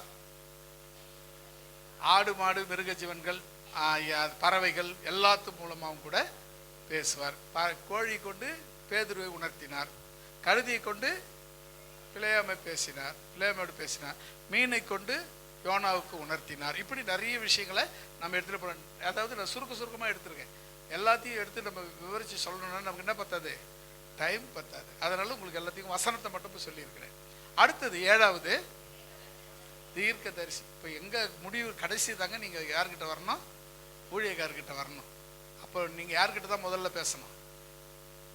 கர்த்தர்கிட்ட நேரடியாக பேசணும். அப்படி இல்லாதனா படிப்படியாக வந்து கடைசியில் தான் ஊழியக்காரர் கொண்டு கர்த்தர் உங்களோட பேசுவேன். நாம் இப்போ என்ன பண்ணிட்டோன்னா எல்லாத்தையும் அப்படியே டைரக்ஷனை மாற்றி முதல்ல எடுத்ததுமே கர்த்தர் ஊழியக்காரை கொண்டு என்னோடு பேச வேண்டும். கட்டாயம் பேசுவார் வசனத்தின் மூலமாக. நீங்கள் வந்த நோக்கம் இன்னைக்கு உங்களுக்கு கர்த்தர் சில காரியங்களை வெளிப்படுத்தி இருப்பார். அதுதான் கர்த்தருக்கு கூட பேசுறது. உடனே கண்ணிய பாஷை பேசி ஆஹா ஓஹோன்னு சொல்லி அப்போ கர்த்தருக்கு ஒரு தீர்க்க தரிசனம் சொல்றதெல்லாம் பேசுறது இல்லை. கர்த்தருடைய வசனத்தின் மூலமாக உங்களோடு கூட அவர் பேசுவார். அப்புறம் பார்த்தீங்கன்னா வேதாகமத்தில் இன்னும் பலரிடம் பல வழிகளில் தேவன் பேசியிருக்கிறார். வேதாகமத்தில் பார்த்தீங்கன்னா நான் சொன்னது கொஞ்சம் தான். இன்னும் நீங்கள் படிச்சீங்கன்னா நிறைய பேர்கிட்ட நிறைய விஷயத்தில் தேவன் நிறைய காரியங்களிலே தேவன் பேசியிருக்கிறார். அல்லேலூயா. இப்போ எல்லாத்தையும் நம்ம 7 காரியம் மட்டும் தான் நான் எடுத்திருக்கேன். இன்னும் நம்ம நிறைய எடுக்கணும்னா நிறைய நமக்கு டைம் வந்து 1 மணி நேரம் பத்தாது. அப்போ நம்ம இந்த 1 மணி நேரத்தில் முடிக்கணுன்றதுனால இந்த 7 காரியங்களை நான் உங்களுக்கு எடுத்திருக்கிறேன். உங்கள் வாழ்க்கையில் கூட தேவன் பேச பல வழிகளை சந்தர்ப்பங்களை தேடிக்கொண்டிருக்கிறார். அதுக்கு நீங்கள் தான் வழி விட மாட்டேன்றீங்க. இப்போ நீங்கள் வழி விடணும்னா ஒரே ஒரு வழி தான் இருக்கு. என்ன வழி தெரியுமா? நீங்கள் தேவனை அறிந்து கொள்ள வேண்டும். அடுத்தது தேவனுடைய வசனம் உங்களுக்கு வெளிப்பட வேண்டும். அப்படி வெளிப்பட்டா தேவனை நீங்கள் அறிந்தா தேவன் உங்களோடு கூட பேச வல்லமையுள்ளவராய் இருக்கிறார். நீங்கள் ஆராதிக்கிற இயேசு பேசாத கல்லோ மரமோ இல்லை. ஏன்னா உலகத்து மக்கள் கல்லையும் மண்ணையும் தெய்வமாய் வணங்கி கொண்டிருக்கிறார்கள். ஆனால் நீங்கள் உண்மையான பேசுகிற தெய்வத்தை வணங்கி கொண்டிருக்கிறீர்கள். அல்லேலூயா. அப்ப இதுக்கு அதுக்குள்ள வித்தியாசம் வேறுபாடு என்னன்னு சொன்னா, நீங்க பேசும் தெய்வத்தை வணங்குறீங்க, அவங்க பேசாத தெய்வத்தை வணங்குறாங்க. இப்ப நாம பேசுற தெய்வத்தை வணங்குறதுனால இப்ப நான் உங்களுக்கு ஒரு காரியத்தை சொல்றேன். அடுத்த வாரம் நீங்க சாட்சி சொல்றதா இருந்தா என்னதான் சொல்லணும் தெரியுமா? ஆண்டவரோடு நீங்க பேசின விஷயத்தை தான் சாட்சியாக சொல்ல வேண்டும். எத்தனை பேர் சாட்சி சொல்றீங்க? அப்படியா சாட்சி சொல்ல ஏதாவது ஒன்று அடிச்சு விடுவோம், அவருக்கு என்ன தெரியவா போகுது அப்படின்னு சொன்னீங்கன்னா, ஒருவேளை எனக்கு தெரியாது, நான் ஒத்துக்கிறேன். ஆனால் மேலேருந்து பார்த்துக்கிட்டே இருக்கிறாரு பாருங்க, பழுக்குன்னு ஒன்று கொடுப்பாரு, அப்பவே உன் பல்லு வாயெல்லாம் கொட்டி போய் மூஞ்சி வீக்கி போயிடும். அந்த வேலையை அந்த வேதனை மனுஷன் அடிக்கிறதுக்கு கூட கொஞ்ச நேரம் வலிக்கும், அப்புறம் சரியா போடும். அவரு கொடுக்கறது மூஞ்சி வீங்கி போய் அசிங்கமா இருப்பேன், அகோரமா இருப்பேன்.